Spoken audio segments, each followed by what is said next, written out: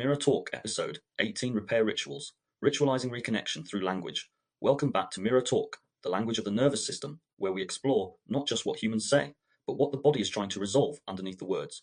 This episode begins in the place most communication frameworks avoid, after something has gone wrong, after the argument, after the silence, after the message was sent in anger, after the distance that suddenly feels like a wall.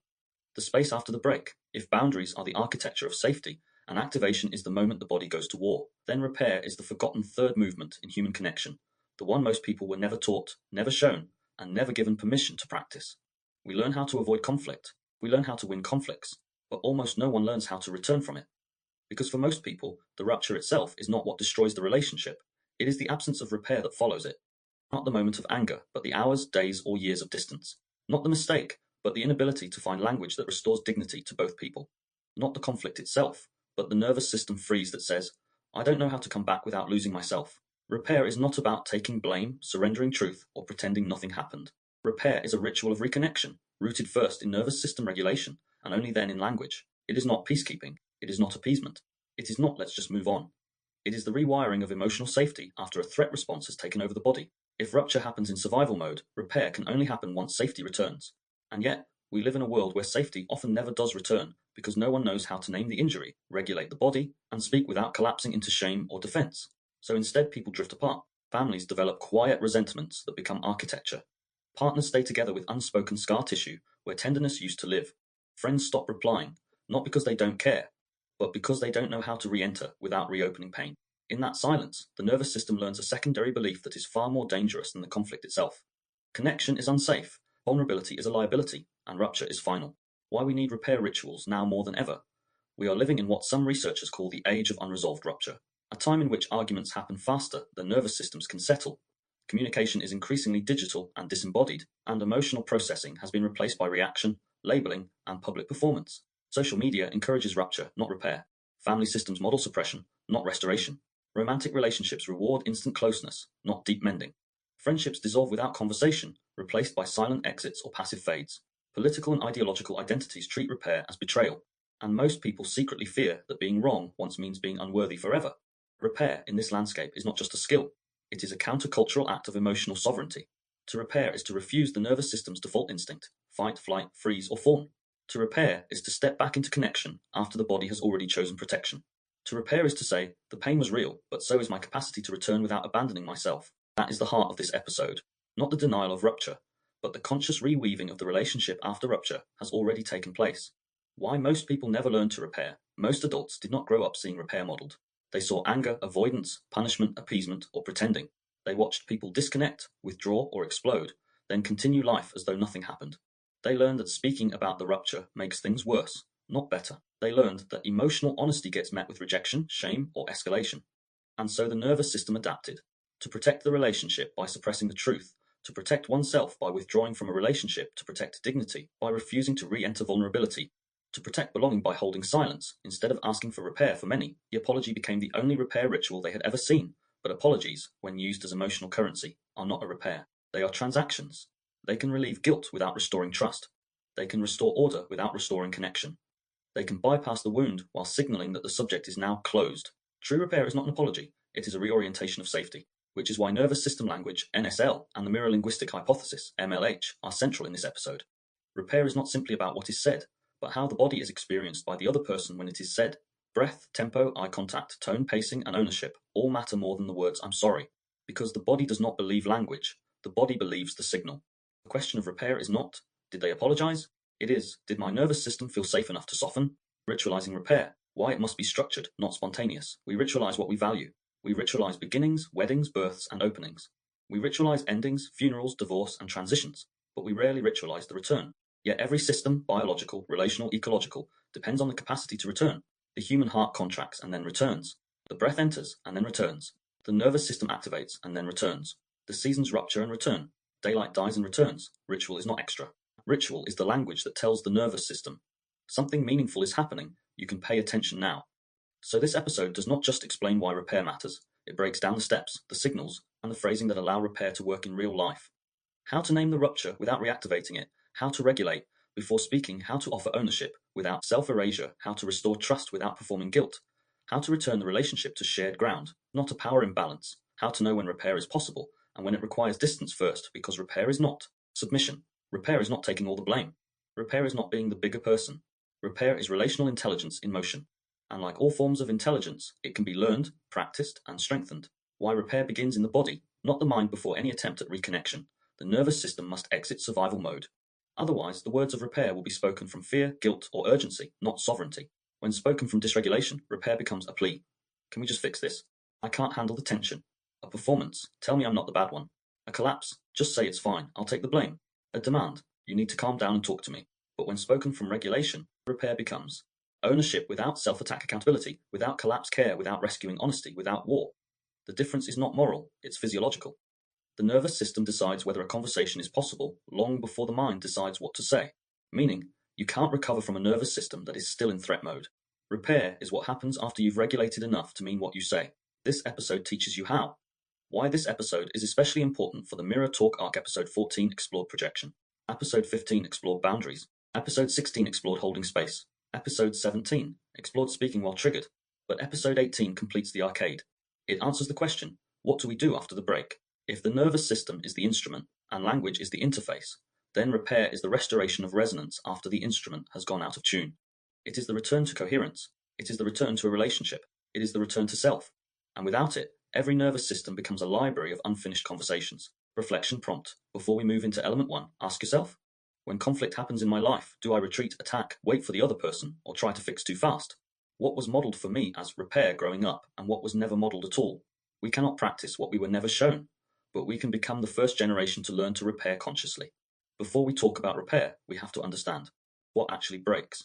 Not the relationship, not the trust, not even the conversation, but the body. Every rupture is first a physiological event long before it becomes an emotional one. So before we learn how to reconnect, we need to see what gets disconnected in us when safety collapses. That brings us into element 1, the physiology of rupture. What breaks when we break? A rupture is not just an argument, a misunderstanding, or a clash of beliefs. In nervous system terms, a rupture is a shift in felt safety. The moment the body stops experiencing the other person as safe enough to stay with, and instead categorizes them as threat, withdrawal cue, or energetic danger. Most people believe conflict begins with words, motives, or morality, but physiologically, rupture begins milliseconds earlier in the body, long before the conscious mind names what is happening. This is why so many conflicts feel disproportionate to the event that triggered them. The body is not reacting to the situation. It is reacting to the loss of safety, and the moment safety dissolves, the nervous system does not negotiate, it defends. What looks like stubbornness, coldness, shutdown, silence, anger, or over-explaining is almost always the body shifting into a different autonomic state, reorganizing itself around survival rather than connection. This is the first principle of repair work. Rupture is not a communication failure. It is a regulation failure that becomes a communication breakdown. And this matters because most people try to repair things at the wrong level. They apologize with words while the nervous system is still signaling danger. They offer logic when the other person is still in limbic defense. They say, "Can we talk about this?" while the body is still saying, "Get me out of here." So repair cannot begin with language. It begins with physiology, the autonomic shift. When the body stops trusting every rupture contains a moment that could be filmed in slow motion. The breath changes, the eyes lose warmth, the muscles subtly prepare for collapse or combat, and the tone of the voice flattens or sharpens. The nervous system has assessed the interaction and found it unsafe. This shift is not intellectual, it is primal. The polyvagal system evaluates facial expression, tone, cadence, posture, proximity, and emotional intensity and decides, beneath conscious awareness, am I safe enough to stay open, or do I need to protect myself? That single neuroception determines whether the person remains in ventral vagal engagement, the state of connection, curiosity, and co-regulation, or falls into one of two defensive states. 1. Sympathetic mobilization, fight, force, analysis, argument, blame, explanation, control. 2. Dorsal collapse, shutdown, silence, numbness, dissociation, withdrawal. Most conflict repair attempts are sabotaged because the participants are speaking from defense, not from regulation. In that state, the nervous system is not listening for nuance, it is scanning for threat, which brings us to the reality people don't like to admit. In rupture, the first thing that breaks is not the relationship, it is the body's sense of safety in the relationship. Only then does the mind construct a story to explain the reaction. You don't care. You're attacking me. You always do this. I'm done talking. But the story is downstream, the body responded first. Why time alone does not heal a rupture. One of the most common myths in interpersonal conflict is the idea that time will heal it. Time does not heal dysregulation. Time only freezes the state the body was in when the rupture occurred. Someone who left the interaction in sympathetic fight returns still ready for combat. Someone who left with dorsal numbness returns still unable to feel, speak, or connect. Someone who lives in fawn mode, appeasing to keep the peace, returns full of unspoken resentment. Time doesn't fix the rupture. It just delays the moment the nervous system has to face it again, which is why so many unresolved conflicts resurface months later with identical intensity. The nervous system isn't reacting to new pain, it's reacting to unprocessed dysregulation. This is why repair must include co-regulation, not just space. A rupture doesn't need time, it needs a regulated nervous system in the room. The three states that block repair. When repair fails, it is not because people don't want to make up. It is because one or both bodies are locked in a defensive state that cannot receive repair. Repair fails when the body is in one sympathetic defense, the fight logic state. Speech becomes fast, clipped, righteous, or intense. The person needs to win, needs to be understood, or needs clarity before calm. But the truth is reversed. Clarity appears after calm, not before it. Too docile withdrawal, the collapse state. I don't know, it doesn't matter. I can't talk about this right now. Not avoidance, shut down. Their body has left the room, even if they're still sitting there. 3. Fawn compliant state. Looks like peace, sounds agreeable, but is silently self-abandoning. The person is saying yes while everything in their physiology screams no. This state produces delayed resentment, not repair. These are not moral failures. They are adaptive responses to perceived relational threat, which means repair work requires one thing above all else. The body must feel safe enough to downshift before words can do anything meaningful. Why most apologies fail before they're spoken. If the body is still in defense, even the most perfect apology lands as manipulation, pressure, or emotional demand. Tone matters more than vocabulary. Pace matters more than phrasing. Breath matters more than moral intent. This is why so many people say, I apologized and it only made things worse. It wasn't the apology. It was the state the apology was delivered from. If the person apologizing is still in sympathetic activation, their voice carries urgency or self-defense. If they are in dorsal, the apology feels empty, robotic, or disconnected. If they are in fawn, the apology is self-erasing, not relationally repairing. Which leads to the next core truth. Repair is not an intellectual task. It is a nervous system event. Only after the body feels safe again can the mind receive meaning, nuance, and accountability. Reflection prompt. What does my body do after conflict? Chase, freeze, withdraw, or fix? Answering with logic is not enough. The task is to notice in real time what the body does before the narrative begins. Rupture is not an idea. It is not a misunderstanding. It is not a conflict in need of talking. Rupture is first and foremost a shift in the body's safety state, a physiological event disguised as an interpersonal problem. The moment the connection breaks, the nervous system does not wait for language, logic, or explanation. It reacts, it protects, it prepares for loss, harm, or abandonment before the mind even has time to form a sentence about what happened, which means all repair is nervous system repair first. Conversation, apologies, logic, re-explanations. None of them work if the body still believes it is in danger. This is why so many reconnection attempts fail. One person is speaking from a regulated state, the other is hearing through a defensive one. One is offering clarity, the other is receiving a threat. The words are not the problem. The state beneath the words is. The 3 repair blocking states. How the body shuts the door in rupture. The body does not think. It chooses one of 3 survival modes. 1. Collapse, dorsal withdrawal, internal story. Nothing I say will matter. Connection is lost. I should disappear. Physiology. Shutdown, numbness, low energy, very quiet speech, tears without access to words, or total silence. This is not avoidance. It is a nervous system conserving energy in the face of defeat. People in collapse are often labeled cold, distant, avoiding, shutting down, but collapse is not rejection. It is a nervous system saying, I don't know how to stay safe and present. 2. Defense, sympathetic justification plus self-protection. Internal story. If I don't explain or defend myself, I'll be blamed or misunderstood. Physiology, faster speech, urgent tone, shallow breath, tension in the jaw, chest pressure, interrupting, clarifying, over-explaining. This is the body trying to outrun shame, not win the argument. People in defense don't feel defiant. They feel endangered. That's why logic fails. The voice is not arguing ideas, it is arguing for existence. 3. Counterattack, sympathetic fight response. Internal story. You hurt me, now I need to hurt you back, or I'll stay powerless. Physiology. Raised voice, sharp tone, weaponized intelligence, accusation, sarcasm, emotional reversal. You're the problem. This is the body trying to regain agency through force. Not because it wants to dominate, but because it refuses to feel helpless again. None of these states mean someone is toxic, immature, abusive, or emotionally unavailable. They mean the body has switched from bonding to survival. Until safety returns, communication cannot. That is the law of rupture. Why time doesn't heal rupture. Only regulation does. One of the most dangerous cultural myths is the idea that space fixes everything. Time may cool the mind, but it does not reset the nervous system. Distance can numb, distract, or pause the conflict, but it does not repair the bond. Rupture doesn't dissolve with silence, it calcifies. The longer the body stays dysregulated without reconnection, the more meaning it assigns to the pain. If they cared, they'd check in. If I mattered, they'd try. If I have to be the one who repairs again, I'm not valued. Time creates narrative, not resolution. People don't just need to be left alone to cool off. They need what the nervous system is biologically wired to seek in moments of danger. A regulating other. Someone who meets them without threat, without demand, without performance. Someone who makes connection feel possible again. Not fixing, Not convincing, not debating, just presence. Until the body feels I am no longer alone in this, repair cannot begin. The silent damage. What actually breaks in a rupture? Most people think relationships break at the point of the argument. They don't.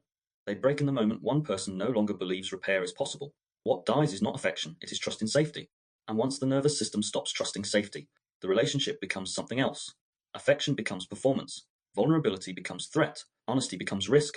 Boundaries become weapons. Silence becomes self-protection. Connection becomes management. That's why people say, something changed and I don't know how to get it back. It wasn't the content of the conflict. It was the loss of nervous system permission to stay open. Every real repair process begins with this understanding. It is not the rupture that harms us, it is the absence of repair. Rupture is inevitable, repair is a skill. Safety is a language, which means relationships do not end when they break. They end when neither person knows how to return. Real-world anchor. The fight that never ends. Think of the recurring argument every long-term relationship contains, with a partner, a parent, a friend, or a colleague. It is rarely about the surface topic. It is the same wound searching for a different ending. It keeps resurfacing because the nervous system never received what it needed after the first rupture. Not clarity, no agreement, not compromise. What it needed was to be seen in its pain, not its performance, to be regulated, not corrected, to be allowed to tell the truth without emotional punishment. The argument does not loop because the people are irrational. It loops because the body is still waiting for completion.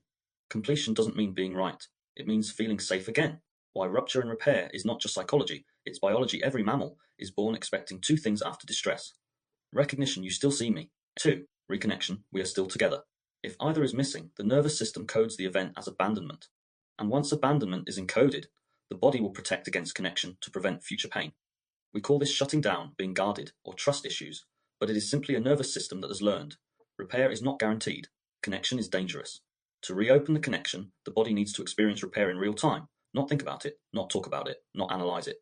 It needs a living demonstration. I can be in conflict with you and still be safe with you. That is the core nervous system definition of intimacy. Rupture begins in the body, but repair begins in language, not the language of logic, but the language of safety. Which means the next question is not, what should I say? But, how do my words land in a nervous system that's still bracing for harm? Element 2, the linguistics of repair. Why words reopen or wound the nervous system. There is a universal moment after conflict that most people recognize, even if they can't yet name it. The uneasy pause where one person feels ready to repair, and the other's body is still in defense. The words may be soft, the intention may be genuine, but the nervous system does not respond to intention. It responds to safety. And if safety is not present, even the most beautifully phrased apology will land like an intrusion rather than healing. This is why interpersonal rupture is not, at its core, a linguistic misunderstanding. It is a physiological misalignment dressed in language. Repair fails not because people don't know what to say, but because the body of the listener cannot receive what is being said. A sentence can be grammatically correct and emotionally useless. A word can be sincere but still metabolized as a threat. An apology can feel like a strategy rather than a bridge. To understand why repair fails, we have to understand that the nervous system is always the first listener. Before the mind evaluates meaning, before the logic of the apology is analyzed, before forgiveness is even an option, the body has already decided whether the moment is safe enough to open or dangerous enough to defend. And that is the foundation of this element. Apologies don't fail because people are unforgiving. They fail because the nervous system hears a mismatch between language and safety. If rupture is somatic first, then repair must be somatic first. If conflict dysregulates the body, then reconciliation must regulate the body. If the wound was created in a relationship, then the healing must be felt in the relationship, not simply talked about. This is the difference between linguistic repair and nervous system repair, and most people, most couples, most families, and most systems confuse the two. Before we explore the mechanics of regulating language, we begin with the core failure pattern. Most apologies address logic, but rupture always lives in the body. Well, I'm sorry, doesn't work on a dysregulated nervous system. The assumption behind almost every attempted repair is that the injured person is waiting for the right words, but the body does not wait for words, it waits for regulation. A dysregulated nervous system cannot receive reassurance, because reassurance requires enough safety for the prefrontal cortex to come back online. When someone is still in fight, flight, freeze, or fawn, language is not processed as a connection. It is processed as a stimulus, and stimulus under threat equals danger. This is why I said I was sorry. Why are you still upset? Creates a deeper rupture. Can we just move on? Is heard as withdrawal, not peace. You're taking this the wrong way is experienced as emotional abandonment. I didn't mean it like that. Feels like erasure instead of clarity. Every one of these statements may be factually accurate. None of them lands as safety, because the nervous system doesn't care about intention. It cares about felt state. Repair begins not with explanation, justification, or emotional persuasion, but with co-regulation, the body delivering the signal, you are safe here. I'm not a threat right now. Tone is the first language of repair. Pacing is the second. Breath is the third. Words come forth. which is why people don't actually remember what was said the moment repair succeeded, only how the other person made them feel in the moment the wall came down. The three forms of failed repair. Every failed apology, regardless of culture, personality, upbringing, or belief system, falls into one of three patterns. 1. Cognitive apology. I've explained it, so we're done. This attempts to resolve emotional pain with rational clarification. The body doesn't speak logic, it speaks safety. 2. Self-protective apology. I'm sorry, but this is not repair, it is reputation management. It defends the self instead of tending to the wound. 3. Performative apology. I'll say whatever fixes this fastest. This bypasses accountability and collapses into appeasement. It regulates the self, not the relationship. All three share one thing in common. They prioritize ending the discomfort, not restoring connection. And the nervous system knows the difference. A true repair attempt is not a request for the other person to stop hurting. It is a statement of willingness to meet them where they are, without forcing their pace. The nervous system, as the real judge of sincerity, psychologists have long noted that people don't just hear what we say. They detect whether our body is congruent with our language. The polyvagal system is constantly scanning for tone, rhythm, micro-expressions, and emotional velocity. If the apology is rushed, pressured, anxious, irritated, or defensive, the body reads, "You want this over, not repaired." But when repair lands, something else happens. The breathing changes. The face softens, the shoulders release. Eye contact stays instead of darting away. This is what people mean when they say repair just felt real. They're describing a state shift, not a sentence. So the question isn't, how do I say the right thing? The question is, how do I become safe enough that the right thing can be heard? That is the foundation of NSL, nervous system language, in repair. What you say matters, but the state you say it from determines whether it reaches the other person at all. And the foundation of MLH, mirror linguistic hypothesis. Conflict freezes when language stops reflecting reality and begins protecting identity. Repair requires linguistic ownership, not self-preservation grammar, which brings us to the unspoken truth. Most people don't actually fear apology. They fear vulnerability because repair requires surrendering control of how the other person sees us. You cannot do real repair and self-protect at the same time. The mistake almost everyone makes, apologizing to escape discomfort. What breaks trust is not the original rupture. It is the feeling that the injured person is being asked to move on for someone else's comfort. That is not repair, that is emotional eviction. People know when you want peace more than you want understanding. They know when you want closeness without accountability. They know when you want forgiveness without transformation. The human nervous system is exquisitely good at detecting avoidance, and avoidance inside a repair attempt is experienced as abandonment disguised as care, which is why so many apologies end not in reconnection, but in resentment, shutdown, or quiet disengagement. And the heartbreaking part, the person offering the apology often leaves believing, "I tried, they just wouldn't forgive me." But what they offered was not forgiveness material, it was closure pressure. What a regulating repair actually does, a regulating repair does four things in sequence. 1. Stops the threat response in the other person. 2. Signals, I'm willing to stay present with the impact. 3. Restores emotional dignity, not just social harmony. 4. Reopens the possibility of connection, without demanding it. Notice what's missing: a request for forgiveness, a demand for resolution, a need to be seen as good again. A timetable or emotional deadline. Repair is not about ending the rupture. It is about creating conditions in which the rupture can dissolve, which is why the most powerful repair often begins with a sentence like, "You don't have to be ready to talk. I'm not going anywhere. I care more about your safety than about being right. I can see that something I did hurt you, and I want to understand it, not rush it." That is linguistic safety, not linguistic persuasion. The body language of failed versus a successful repair people often assume repair is built from the right words, but the nervous system builds its trust map from physical and auditory cues. Failed repair cues: rapid speech, urgent tone, tense jaw, forced eye contact, short breaths, trying to convince instead of connecting, talking over silence, explaining more than listening. The body hears, "This is still about you." Successful repair cues: slower speech, fewer words, grounded tone, not rising tone, breath that matches the other person's pace, silence tolerated, not filled, statements of ownership, not justification. The body hears, "I'm safe enough to stay with you." This is why the difference between "I'm listening" and "I am here with you" isn't semantic, it is somatic. One promises attention, the other promises presence. "Why I didn't mean to" is not an apology. One of the most common derailments in attempted repair is the rush to clarify intention. But intention doesn't heal impact, attunement does. The nervous system doesn't soothe when the offender explains themselves. It soothes when the injured person feels seen without being corrected. When someone says, "That wasn't my intention," the nervous system hears, "I want you to stop feeling what you feel because it makes me uncomfortable." It's not wrong to clarify intention, but clarification must follow repair, not replace it. A regulating version sounds like, "I see that what I did hurt you. I want to understand your experience before I explain mine." Same honesty, different nervous system effects. Why people forgive too quickly, and why it backfires. Premature forgiveness is one of the most common self-betrayal patterns after rupture. People override their nervous system to preserve the relationship. It sounds like, "It's fine, forget it. I know you didn't mean it. It's not a big deal. I'm over it." But the body doesn't forget. It stores the unresolved activation as either tension, fight, flight, or shutdown, freeze, fawn. This is why relationships erode silently, not through explosions, but through the slow accumulation of unprocessed micro-ruptures. Every "I'll let it go to keep the peace" becomes a brick in the eventual wall. So repair is not merely a skill, it is a protection against long-term relational decay. Apology is not the moment we say sorry. Apology is the moment the body believes it no longer has to protect itself. If rupture is primarily a physiological event, then repair is primarily a linguistic one, but not in the way most people imagine. The mistake many make is assuming that repair is achieved through the content of the sentence, when in reality, the nervous system registers the conditions surrounding the sentence first. Pacing, tone, vocal warmth, eye contact, posture, breath rhythm, and emotional congruence. A person can say, "I'm sorry" in a way that communicates sincerity, humility, and co-regulating safety, or they can say the same words in a way that communicates distance, irritation, or self-protection. The nervous system determines the meaning before the mind interprets the language. That is why so many repairs fail, even when the words are technically correct. Because an apology spoken from a dysregulated body feels like a continuation of the rupture, not the beginning of repair. Why the nervous system rejects most apologies. When someone is still in a fight, flight, freeze, or fawn state, the apology they attempt is usually an appeasement strategy, a defense, or a withdrawal. The words land flat because the body beneath them is still broadcasting a threat.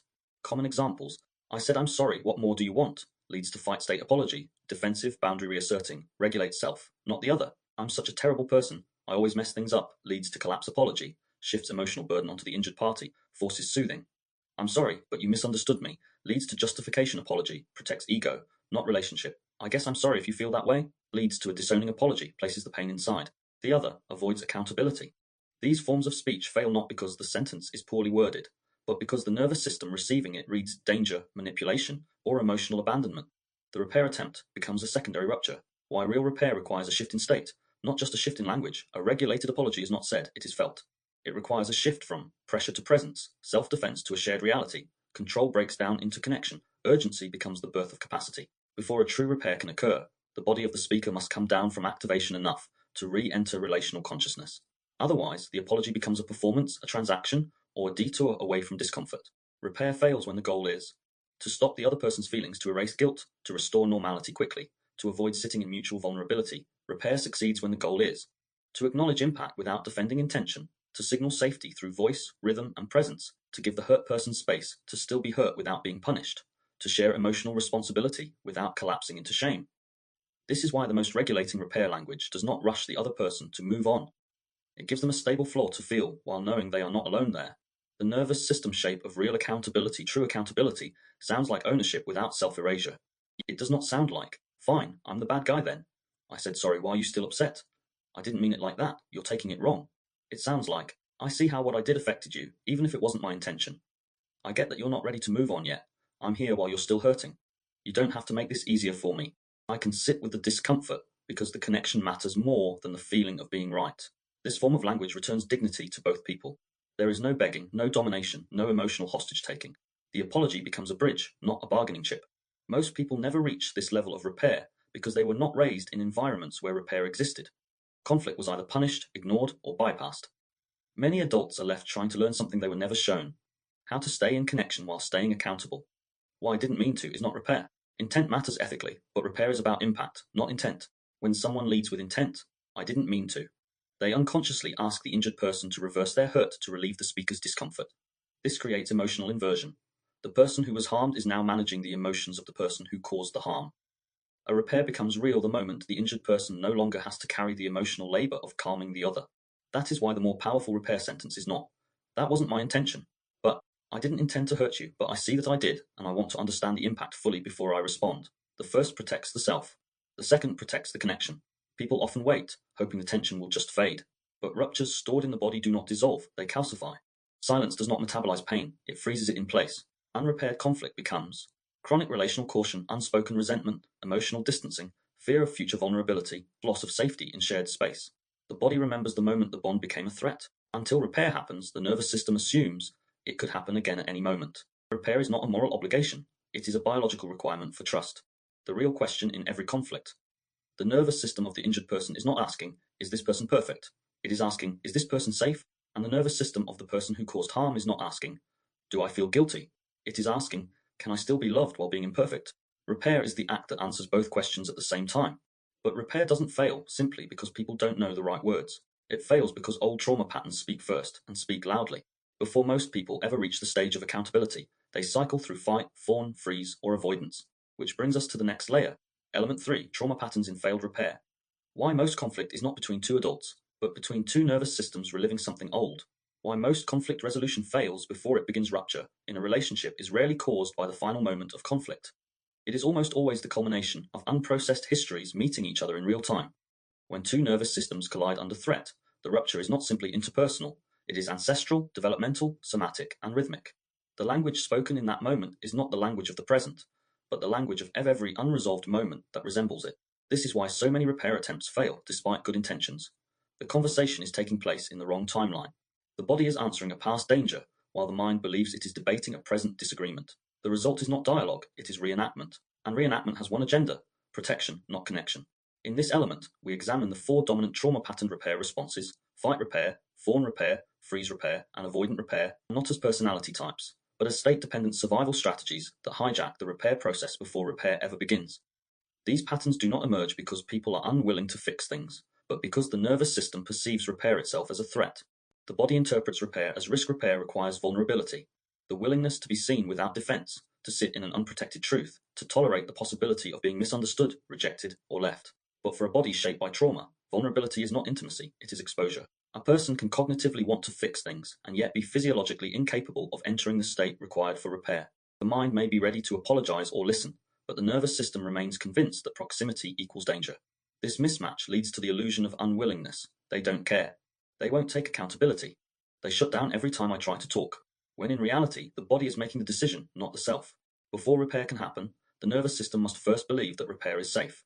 Without this shift, every attempt at reconnection will be filtered through the survival lens: defend, comply, disappear, or escape. Fight repair, when atonement feels like attack. The fight pattern repairer does not appear unwilling to reconcile. In fact, they may insist they want to fix things, but they cannot exit the defensive stance long enough to participate in repair. This pattern emerges when shame is experienced as a physical threat. Any suggestion of wrongdoing triggers the body's emergency reflex. If I am wrong, I am unsafe. So the conversation becomes a battlefield disguised as dialogue. Evidence is marshaled, tone sharpens. The past is rewritten mid-sentence to justify the present. Key signs: interrupting to correct details rather than listen to the meaning, reframing accountability as counter-accusation. Arguing about the argument instead of tending to the wound. The fight repairer does not reject responsibility because they lack empathy, but because their identity survival depends on not being the one at fault. To accept fault would collapse the last piece of perceived safety. Fawn repair, apology as self-eraser. The fawn-patterned repairer appears to be the peacekeeper, the one who gives in, apologizes first, tries to calm the other person, or fixes the emotional climate at any cost. But this is not repair, it is self-abandonment disguised as harmony. Fawn repair is rooted in a history where love was conditional on emotional compliance. The child learns: if I soften fast enough, if I agree soon enough, if I disappear emotionally, I will not be hurt, left, or shamed. So in adulthood, apologies arrive instantly, without reflection. Boundaries dissolve into whatever you need me to be. Peace is purchased through self-silencing. This pattern produces temporary relief, but long-term damage. The conflict may end, but the resentment does not, because the person was never truly present in the repair. They surrendered instead of participating. This creates the illusion of reconciliation, while incubating the next rupture. Freeze repair, when silence becomes the only safe language. For some, conflict does not trigger aggression or appeasement, but numbing and withdrawal. The body goes into shutdown, not to punish the other person, but to survive the overload. Freeze repair looks like: I don't know what to say. Can we talk later? But later never arrives. Flat effect, minimal response, internal dissociation, avoiding eye contact, speech slowing, and emotional blankness. To the other person, this looks like stonewalling or indifference. But inside the body, the person is drowning in unsorted emotion with no capacity to speak. The repair fails not because they don't care, but because they cannot re-enter the conversation without re-entering the overwhelm. What makes freeze repair uniquely tragic is that both sides feel abandoned for different reasons. One feels unseen, the other feels attacked by the intensity they cannot process. Both experience pain, neither can name it safely. Avoidant repair, waiting for time to fix what the nervous system. The avoidant repairer is not numb like the freeze pattern, nor appeasing like fawn. They simply disappear behind delay, distraction, intellectualization, or emotional distance. Their reflex is: if we don't talk about it, it will settle. But time does not regulate what the nervous system is still holding. Silence becomes a form of escape disguised as maturity. Avoidant repair shows up as: let's just move on. Changing the subject when emotions rise, engaging only when the other person is fully regulated, treating conflict as an inconvenience to be waited out. What they hope will cool things down often does the opposite. It leaves the other person alone in the wound, while they protect themselves in neutrality. This is not emotional ignorance, It is learned emotional distance as protection from engulfment or conflict-based shame. Why these patterns are not personality, but state none of these repair styles is a conscious choice. They are nervous system reflexes rehearsed over time, shaped by childhood conditioning, reinforcement loops, relational trauma, and unresolved threat logic. A person can move through all four patterns across a lifetime, a relationship, or even a single conflict, depending on who is the rupture with what the conflict symbolizes, how resourced or depleted the body is in that moment. This is why just communicate better is a meaningless instruction. Until the state changes, the strategy cannot. The core truth of failed repair. Most ruptures do not fail because of the content of the conflict, but because one or both bodies never re-entered safety long enough to speak from the self instead of the wound. The real question is never, why won't they listen? But, which part of their nervous system is speaking right now, and what is it trying to protect? Until that becomes visible, repair will always feel like failure, blame, distance, or exhaustion. Reflection prompt: ask yourself, do I attempt repair to reconnect or to escape the discomfort of disconnection? Sit with the question without answering it quickly. The first answer is almost always the socially approved one. The second answer is the truth. There is a point in every conflict, personal, political, relational, or collective, where the original issue is no longer the thing being argued about. The rupture stops being an event and becomes an identity. The nervous system moves from something happened between us to, you are now a threat I must defend against forever. This is the exact moment repair becomes impossible, not because the wound is too deep, but because the body has shifted from hurt-seeking reconnection into hurt-seeking protection. Once that shift happens, logic, clarity, history, and even truth itself become irrelevant. The only thing that matters is safety, and when safety is threatened, the body chooses patterns, not principles, and that is why most repairs fail. Not because the people involved are cruel or unwilling, but because their biology is still in the argument even after the words have stopped. When the nervous system speaks first, what we call communication problems are almost always regulation problems wearing language as camouflage. A person in fight mode doesn't want information, they want dominance. A person in fawn mode doesn't want clarity, they want permission to stay attached. A person in freeze isn't assessing truth, they are trying not to feel. A person in flight isn't negotiating, they are escaping a perceived emotional predator. To the mind, repair sounds like a conversation. To the body, repair is first an energetic question. Am I safe enough to stay open while we revisit the thing that hurt me? If the answer is no, there will be no repair, only negotiation, appeasement, argument, collapse, or withdrawal, which means repair is never a psychological skill first. It is a physiological capacity. If you cannot tolerate the sensation of the rupture, you cannot repair the relationship that came through it. Why the right words fail when regulation fails? Every person knows the experience of finally saying the responsible thing, the apology, the reflection, the admission of fault, and being met with more tension, not less. And the confused frustration rises. But I said the right thing. Why isn't it fixed? Because in repair work, words are not the currency, regulation is. If the tone is rushed, the breath is shallow, the body is tense, or the pacing is defensive, then the apology is registered as a strategy, not a shift. The nervous system on the receiving end hears, I'm saying this so the discomfort ends. Not I'm saying this because I've actually returned to connection. And every nervous system on Earth can feel the difference. This is also why text-based repair rarely works. The body cannot feel safety through typed symbols, only interpretation. The very thing required for repair, co-regulation, is missing, so the rupture continues inside the body, even when the inbox looks resolved. When repair becomes another form of control, there is a subtle but very common pattern in relationships, families, communities, and even activist spaces. The demand that the person who feels hurt be grateful for the repair attempt. It sounds like, I already apologized, why are you still upset? I said sorry, what more do you want? I'm trying, you're making this harder. What's really being communicated is, your pain is now adding discomfort to my nervous system, and I want you to regulate me by forgiving you. This is not repair, it is emotional extraction disguised as accountability. True repair does not require the wounded person to soothe the one who caused the wound. That's not healing, that's a reversal of responsibility wrapped in polite language. Why we repeat rupture, instead of resolving it every time a rupture is not repaired, something dangerous happens. The original injury becomes a blueprint. The body learns, when I speak, I lose safety. When I need something, I'm punished. When I'm hurt, I must disappear. When there's conflict, I must dominate or retreat. Over time, this becomes not just a memory, but a relational identity. Someone who once believed, we can fix this, now believes this is how life is. Someone who once believed connection can survive conflict, now believes, I must betray myself or lose everyone. This is how every unhealed rupture becomes a future one. Not because people are broken, but because the body keeps choosing the only strategy it has ever seen work. The hidden tie between rupture and shame unrepaired conflict never just lives in the relationship, it lives in the nervous system as self-doubt. Not just I'm hurt, but I'm too much. I ruin things. I can't trust myself in closeness. I'm the reason people leave, which means failed repair becomes an identity wound, not an interpersonal one. This is why many adults can recall arguments from childhood with more intensity than arguments from last month. Because the body learns something permanent from the rupture, even when the mind has moved on. And so the question becomes, how much of what I defend in conflict is actually my current self, and how much is the child still trying to avoid the original wound? Rupture as reenactment, not relationship failure. This is one of the most confronting truths in relational psychology. Most adult conflicts are not between two adults. They are between two nervous systems reenacting earlier abandonment, violation, or helplessness, which means the person in front of you is rarely the true opponent. The opponent is the echo, the body memory that was never completed, never held, never repaired. This is why people cry over small things, because the moment is not small to the body that has lived it 300 times already.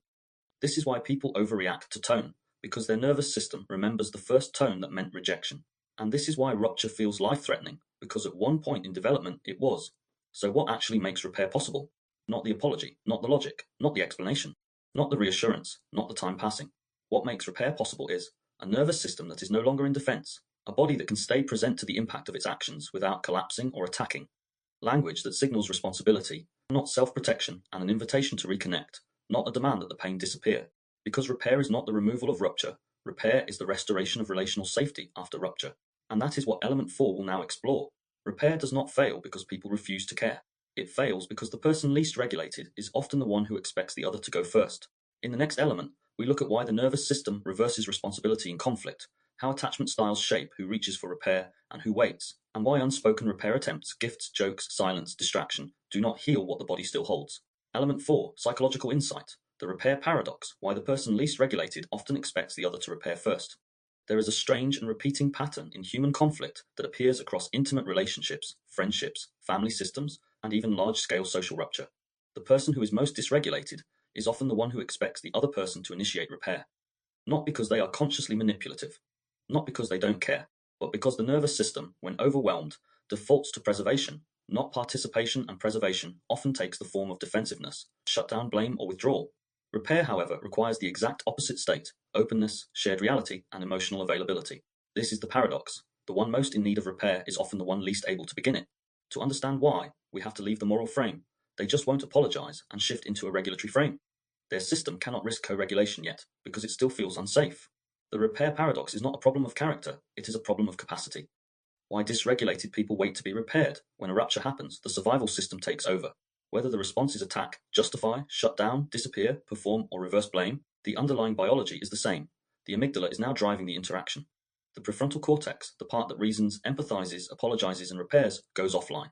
The body interprets the other person not as someone hurt, but as someone dangerous. And when the body assigns danger, it assigns responsibility away from itself. This is why a dysregulated person says, I wouldn't have reacted like that if you didn't push me. I'm not talking until you admit what you did. I'm the one hurting. Why am I the one who has to fix this? You know how I get. You should have handled it better. What looks like entitlement or emotional immaturity is often a frozen survival position that believes repair equals surrender, loss of power, or risk of re-injury. A nervous system in threat mode sees apology as submission, not reconnection. It sees accountability as danger, not dignity. It sees mutual dialogue as exposure, not healing. So it waits, sometimes for minutes, sometimes for years, for the other person to go first. Attachment patterns and repair initiation. Whether someone can repair and how fast is not random. It follows recognizable attachment and trauma patterns. Attachment survival style, anxious avoidant, repair pattern, rushes to repair to stop abandonment, apologizes too fast even when not responsible, withdraws, waits for the other person to calm down first, and avoids emotional exposure. Attachment survival style, disorganized repair pattern, flips between attack and collapse, wants repair but fears being controlled or judged. Attachment survival style, fawn type, repair pattern, repairs by over-owning the rupture, self-blaming, smoothing everything immediately. Attachment survival style, fight type, repair pattern, expects repair from the other, believes if they cared, they'd fix what they caused. You can see the paradox clearly here. The anxious person repairs too quickly, abandoning themselves. The avoidant person repairs too slowly, abandoning the relationship. The fight type defends instead of repairing because vulnerability feels like defeat. The fawn type repairs to regain safety, but lose authenticity in the process. Nobody is doing this consciously. They are following scripts written by body memory, not adult reasoning. The cost of unspoken repair attempts. Not all repair happens through apology or conversation. Some people repair symbolically, hoping it will be received without ever speaking the rupture aloud. Common silent repair attempts include sending a meme, a joke, or a casual message, acting normal again and pretending the rupture never happened, offering food, favors, sex, or gifts, making plans instead of addressing the wound, being overly nice or helpful after being hurtful, saying, "Are we good now?" without ever saying, "I'm sorry." These strategies are not failures of care, they are failures of capacity. They are repaired without regulation, and therefore repaired without depth. Because symbolic repair avoids the wound itself, the nervous system does not receive what it actually needs to recover. Acknowledgement, accountability, shared emotional reality, co-regulated reconnection. Instead, the bond becomes patched but never restored. The surface returns to calm, but the body keeps the score. This creates a slow emotional erosion where the relationship becomes functional but no longer safe. People stay, but they do not trust. They interact, but they do not open. The central question of repair readiness. There is a single question that reveals whether someone is truly ready to repair, not just intellectually, but physiologically. Can I hear their pain without needing to defend my story? If the answer is no, repair will turn into a debate. Regret will turn into justification. Vulnerability will turn into self-protection. If the answer is yes, repair becomes transformation, because the nervous system has re-entered a state where connection feels safer than defense. This is why, in real repair work, the timing matters more than the wording. A beautifully phrased apology from a still threatened body feels manipulative, but a stumbling, imperfect apology from a regulated body lands as truth. Before repair is a skill, it is a state. Reflection prompt: ask yourself, when I move toward repair, what am I protecting, the relationship or my identity? Do I repair to reconnect or to escape the discomfort of conflict? Write the answers without self-judgment. They are nervous system data, not moral evaluations. Now that we've seen why repair fails, not because people don't care, but because their bodies don't feel safe enough to bridge the distance, we move into the actual ritual of repair. How do we speak, breathe, and reconnect in a way that the nervous system recognizes as safety, not strategy? That is where we go next. Element 5, integration practice. The 4-stage ritual of repair. Repair is not an apology. It is not a moment, a sentence, or a performance of remorse. Repair is a sequence, a physiological, relational, and linguistic process that reopens a channel of safety after it has been ruptured. Every meaningful relationship, whether romantic, family, friendship, or professional, will eventually meet a rupture, a moment where one person's nervous system no longer registers the other as safe. The rupture may be loud, an argument, an accusation, a withdrawal, or quiet, a shift in tone, an unspoken resentment, a disappearance. What matters is not the size of the rupture, but whether there is a pathway back. What determines the survival of a relationship is not how often rupture occurs, but whether repair is possible. A relationship with no rupture is not evidence of harmony, it is evidence of avoidance, suppression, or performance. A relationship that can rupture and return has earned depth. Across attachment research, polyvagal studies, and survivor narratives, repair consistently follows the same 4 movements. Regulate, acknowledge, own, reopen. This sequence is not philosophical. It is biological. It reflects what the nervous system needs to re-enter connection without self-betrayal. Almost every failed attempt at repair collapses because one or more stages are skipped. Usually the first one. Stage 1. Regulate before speech, safety. Before content, capacity. The most common mistake people make after conflict is believing that talking is the first step toward repair. It isn't. Talking is the second step. The first is regulating the body enough that speech is not weaponized, rushed, or reactive. A dysregulated nervous system cannot repair. It can only defend, collapse, or manipulate. This is why so many apologies escalate arguments instead of healing them. The body is still in fight-flight, but the mouth is trying to speak the language of connection. You can hear the difference. Okay, fine, I'm sorry, can we move on now? Voice tight, breath shallow, tone rushed, a plea to stop feeling discomfort. Versus, I know I'm not fully calm yet, so I'm going to take a moment before we go into this properly. Body-led honesty leads to safety over time and allows for regulation. Nervous system safe repair always begins with a somatic pause, a deliberate shift in breath, tone, and pace that says, I am choosing connection instead of reaction.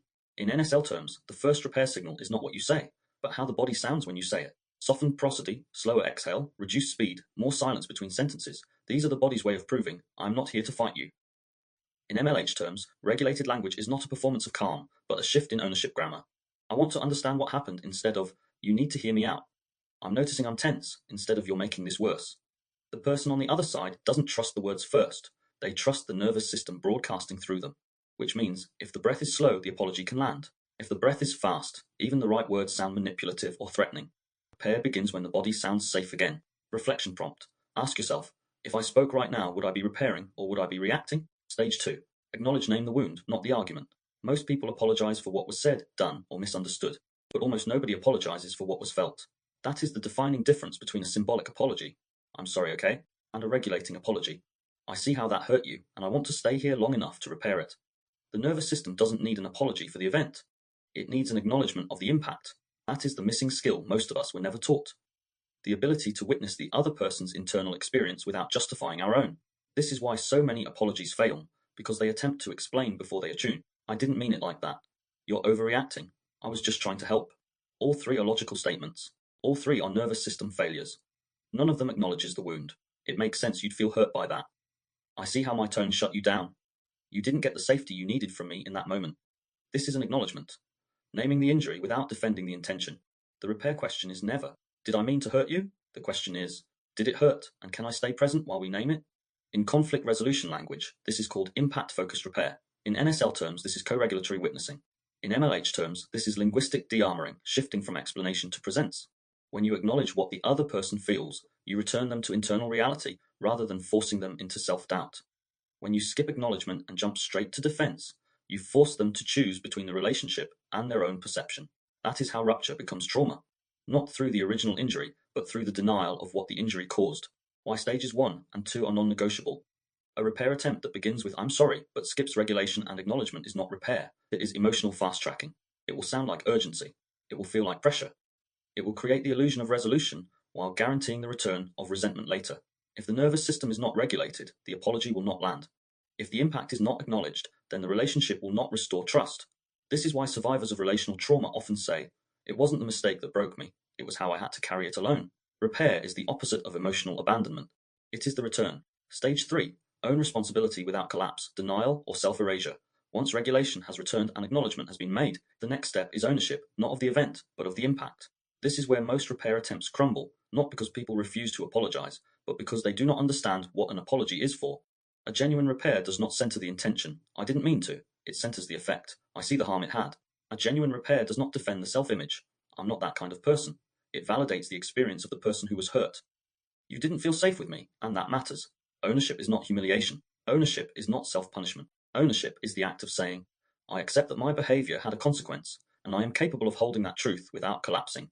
This matters because most people were raised in environments where accountability was weaponized, where admitting fault meant losing worth, affection, or belonging. So they learn to survive through denial, counterattack, or emotional disappearance. That's why ownership often feels like death to the ego. It interrupts the nervous system's instinct to protect identity at all costs. But mature repair requires a different reflex, the willingness to stay in relationship with reality rather than proof of innocence. A regulated ownership statement sounds like, "I can see how my reaction shut you down. I wasn't listening, I was defending. I want to do better. I interrupted you because I was uncomfortable. That wasn't fair to you." Notice what is not present: no excuses, no redirected blame, no demand for forgiveness. The ownership stage restores the balance of emotional labor. The hurt person no longer has to carry the burden of both pain and proof. What ownership is not. "Okay, I'm sorry you think I did something wrong." Pseudo-apology. "I'm sorry, but I only said that because you first." Deflected apology. "Fine, I said the wrong thing, happy?" Forced compliance. "I'm the worst person alive, I ruin everything." Self-punishing apology. Self-erasure is not the same as ownership. One protects the bond through shame. The other protects the bond through truth. Ownership does not collapse the self. It expands the self into integrity. Stage 4. Reopen. The invitation back into connection, not pressure, performance, or emotional debt. Once the nervous system has steadied, the wound has been seen, and responsibility has been owned. The final stage of repair is the reopening of the relational door.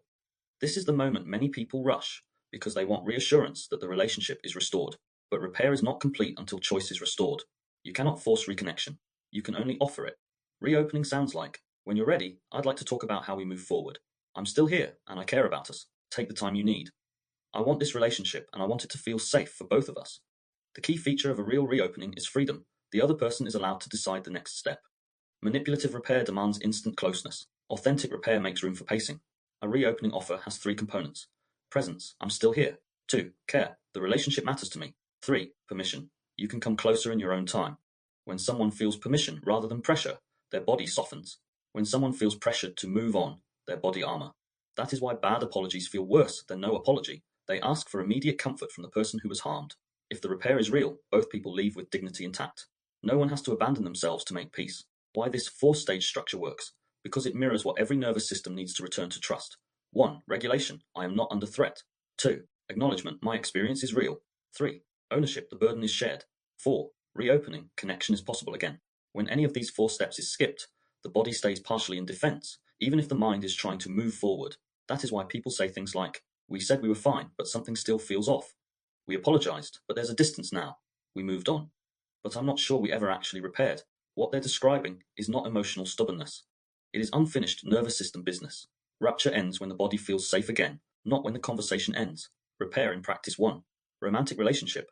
One partner withdraws emotionally during an argument, leaving the other feeling abandoned. If repair begins with explanation, "I shut down because I was overwhelmed," it will trigger more panic. If repair begins with regulation and acknowledgement, "I see how my silence felt like abandonment. I'm working to stay present even when I freeze," the nervous system reopens. 2. Friendship. A friend makes a joke that hits a sore emotional place. They instantly defend it with, "I was joking, don't be so sensitive." Repair requires not excusing the humor, but recognizing the impact. I didn't realize that landed in a painful place for you. I care about how things land, not just how I meant them. 3. Family. A parent dismisses an adult child's boundary as overreacting. Repair requires ownership of power, not just action. I see now that I used my authority instead of listening. I want to do better. 4. Professional context. A colleague interrupts repeatedly, then later says, "Sorry, I didn't mean anything by it." Repair needs to shift from intention to impact. "You deserved space to finish your thought. I cut over you. Thank you for naming it." The pattern is the same no matter the relationship. Repair is not about fault. Repair is about restoring safety. Mini ritual. Letting the body speak first, before repairing with words. Repair with breath. Step 1, one long exhale. Step 2, name your state internally. I'm tense, I'm rushing, I'm bracing. Step 3, speak only when breath tone match what you want to communicate. If your urge to speak is faster than your breath, you are not repairing, you are performing urgency.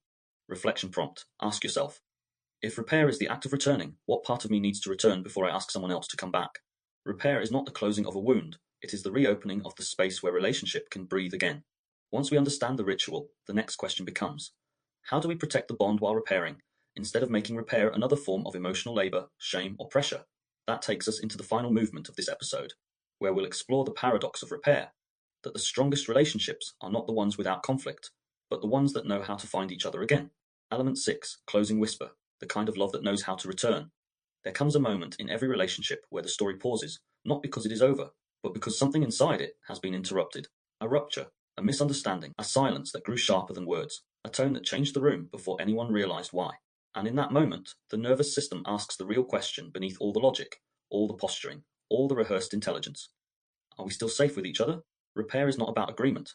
It's not about perfect communication, flawless emotional expression, or two people arriving at the same version of the truth. Repair is the nervous system's way of re-establishing, I still choose connection with you, even when it hurts. It is the ritual of returning, and ritual matters, because without it, the body never knows the conflict is over. Most people think love is proven in the moments where everything is easy, but the truth is clearer, steadier, more unromantic, and more sacred. Rupture is the test. Repair is the proof. Anyone can love without friction. Anyone can care when nothing in them is afraid, but the relationships that survive are the ones that know how to come back, not by pretending the rupture didn't happen, not by burying it under laughter, sex, distraction, or forced positivity, but by acknowledging the break and walking toward each other anyway. The nervous system wisdom hidden in repair. When two people enter rupture, it is rarely the same rupture for each of them. One may feel abandoned, the other attacked. One may feel shamed, the other misunderstood. One may shut down, believing silence equals peace. The other may pursue, believing talking equals safety. But beneath all of that is a single shared truth. Both bodies are trying to protect themselves. Rupture is seldom intentional harm, it is instinctive self-defense. And when we understand this, repair stops being a courtroom and becomes a doorway. Not who is right, but which part of you felt unsafe, and how do we meet it with care instead of combat? This is why genuine repair never begins with strategy, language tricks, or intellectual agreement. It begins with regulation, the shift from threat mode back into human mode. We cannot reach for repair while our nervous system is still braced for war. Repair says, I'm not here to win, I'm here to stay. I don't need to erase what hurt you to stay connected to you. I want truth more than comfort, and connection more than control. The paradox of returning. Here is the paradox most people never say out loud. The person who feels most wounded often waits for the other to initiate repair, but so does the other person. Silent standoffs don't come from apathy. They come from fear. Both people are thinking, if I go first, I'm admitting I was the problem. If I go first, they'll think they were right. If I go first, I'm giving up power. But this is a myth created by unregulated bodies. In reality, repair is not loss of power, it is the power. The first person to soften is not the weakest, but the most sovereign. Repair is not self-abandonment. Repair is not giving in. Repair is not emotional surrender. Repair is the nervous system saying, our bond matters more than my armor. That is not a weakness, that is maturity. Why some people never learned repair. Some people grew up in homes where the rupture was the ending. The silence after the shouting meant, forget it ever happened. We don't speak of this again. No apology, no reopening, no mutual acknowledgement of pain. Just a reset built on dissociation. Others grew up where repair meant performance. Say the words, but don't feel them. Say sorry, even if you're lying. Pretend it didn't matter, and we'll all agree to never reference it again. And others learned repair through transaction. I'll be affectionate again if you stop crying. I'll act normally if you stop being difficult. I'll talk to you if you behave the way I need. So when they become adults and rupture appears, they don't fail at repair because they don't care. They fail because no one ever showed them how to return without self-betrayal. Repair is not a skill. It is a practice. Repair doesn't become natural just because we understand it. Repair becomes possible because we rehearse it, just like regulation, just like boundary setting, just like conscious speech. Repair is a muscle, and most people are emotionally atrophied. There is no perfect sentence, no universal apology template, no script that works for every nervous system. But there is a universal truth that holds across every rupture, every attachment style, every degree of hurt. Repair begins when one person chooses presence over pride. That choice doesn't erase the wound. It simply opens a space where healing can happen. The core affirmation of repair, the relationship I repair with, is the one I get to keep. That applies to friendships, partners, siblings, children, inner children, communities, and even the relationship you have with the self you abandoned to survive. You don't have to fix everything at once. You don't have to find the perfect words. You don't have to force closeness before nervous system safety has returned. You just have to be willing to come back into the room, not to win, not to erase, not to rush, but to reconnect. That willingness is the medicine. Everything else is technique. The ritual that keeps relationships alive. A relationship doesn't last because rupture never happens. A relationship lasts because both people learn how to notice the break, how to regulate through fear, how to speak without defending a wound, how to hear without preparing a rebuttal, how to return without erasing the past. Love is not proven by what never happens. Love is proven by what we choose to rebuild, again and again when it does. If this episode taught us anything, it's that repair is not a technique, it's a nervous system conversation. But what happens inside the moment of conflict, when empathy collapses, when threat fills the room, and when both bodies forget how to see each other? That takes us to the next chapter. Episode 19, The Compassion Code, Empathy in Conflict, Mirroring Safety Under Stress, where we explore how to stay human when the nervous system tries to turn the other person into the enemy.